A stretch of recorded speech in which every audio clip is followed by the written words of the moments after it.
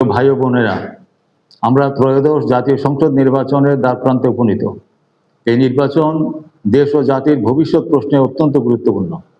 দেশের রাজনীতির পথরেখা, বর্তমান প্রজন্মের ভবিষ্যৎ, যুব সমাজের কর্মসংস্থান, স্বাস্থ্য ও শিক্ষা ব্যবস্থা, চলমান বিশ্ব পরিস্থিতিতে সমমর্যাদার ভিত্তিতে পাশ্চাত্য এবং প্রতিবেশীদের সঙ্গে সম্পর্ক বিনষ্ট করা প্রভৃতি সহ অনেক গুরুত্বপূর্ণ বিষয় রয়েছে, যার প্রতি বিশেষভাবে মনোযোগ দেওয়ার বিকল্প নেই।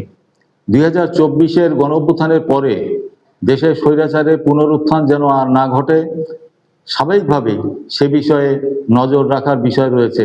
সব দিক বিবেচনা নিয়ে আমরা বাংলাদেশ জাসদ গণতান্ত্রিক যুক্ত ফ্রন্ট গঠন করে গণ আন্দোলনের কর্মসূচি প্রণয়ন ও জাতীয় সংসদ নির্বাচনে অংশগ্রহণ করছি। প্রস্তুতির ঘাটতির মধ্যে গণতান্ত্রিক যুক্ত ফ্রন্ট সকল আসনে নির্বাচন করছে না এবং কিছু আসনে একাধিক প্রার্থীও রয়েছে। আমরা এই নির্বাচনকে সমতা, গণতন্ত্র ও ন্যায় বিচার প্রতিষ্ঠার লক্ষ্যে সংসদের ভেতরে ও বাইরে আন্দোলন গড়ে তোলার জন্য বিবেচনা করছি। জনগণের প্রতি কল্যাণমুখী একটি গণতান্ত্রিক প্রগতিশীল সরকার গড়ে তোলার লক্ষ্যে ইতিমধ্যে গণতান্ত্রিক যুক্ত ফ্রন্ট নির্বাচনী ইশতেহার জাতির সামনে পেশ করেছে। মহান মুক্তিযুদ্ধের আদর্শ ও মূল্যবোধ সুরক্ষা, শাসন ব্যবস্থার স্বচ্ছতা ও জবাবদিহিতা প্রতিষ্ঠা, সমাজের সাম্প্রদায়িক সম্প্রীতি সুরক্ষা, সংবিধানের গণতান্ত্রিক সংস্কার, গরিবের দুর্দশা লাঘব, কলকারখানা প্রতিষ্ঠা ও সচল করে কর্মসংস্থানের ব্যবস্থা আমাদের সংগ্রামের অগ্রাধিকারের বিষয় হয়ে থাকবে। ফ্যাসিবাদী আমলে সংগঠিত খুন, গুম ও লুণ্ঠনকারীদের বিচার সঙ্গতভাবেই বাস্তবায়ন আমাদের সংগ্রামের অবিচ্ছেদ্য অংশ। ন্যায় বিচার ও ন্যায় নীতি প্রতিষ্ঠায় প্রতিহিংসার কোনো স্থান নাই। বাংলাদেশ জাসদ তথা গণতান্ত্রিক যুক্ত ফ্রন্টের প্রার্থীদের ভোট দিয়ে বিজয়ী করবার জন্য আমরা দেশবাসীর প্রতি আহ্বান জানাচ্ছি। প্রিয় দেশবাসী, দেশে ফ্যাসিবাদের পুনরুত্থান বন্ধ করার আকাঙ্ক্ষা নিয়ে জনগণ 24-এর গণঅভ্যুত্থানে জীবন বাজি রেখে অংশ নিলেও নতুন করে সাম্প্রদায়িক ও মৌলবাদী ফ্যাসিবাদের উত্থান আলামত স্পষ্ট হয়েছে। আন্তর্জাতিক পরিমণ্ডলে দস্যুবৃত্তিতে নিয়োজিত সাম্রাজ্যবাদী শক্তি তাদের সহযোগিতা করার আলামতও দেখা যাচ্ছে।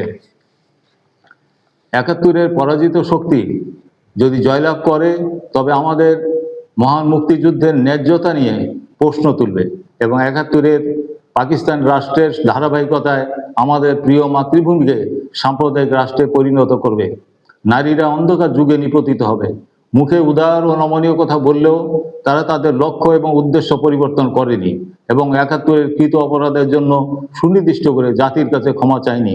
আমাদের মহান মুক্তিযুদ্ধের গৌরব এবং দেশ বাঁচাতে এই অপশক্তিকে পরাস্ত করতে হবে। জনগণের মুক্তির জন্য বাংলাদেশ জাসদ সহ গণতান্ত্রিক যুক্ত ফ্রন্টের সংগ্রামী প্রার্থীদের জয়যুক্ত করতে হবে। অন্তর্বর্তী সরকার জাতীয় নির্বাচনের সঙ্গে অবাঞ্ছিতভাবে গণভোট জুড়ে দিয়েছে এবং ভুল পথে গণভোটে হ্যাঁ এর পক্ষে প্রচারে লিপ্ত হয়েছে।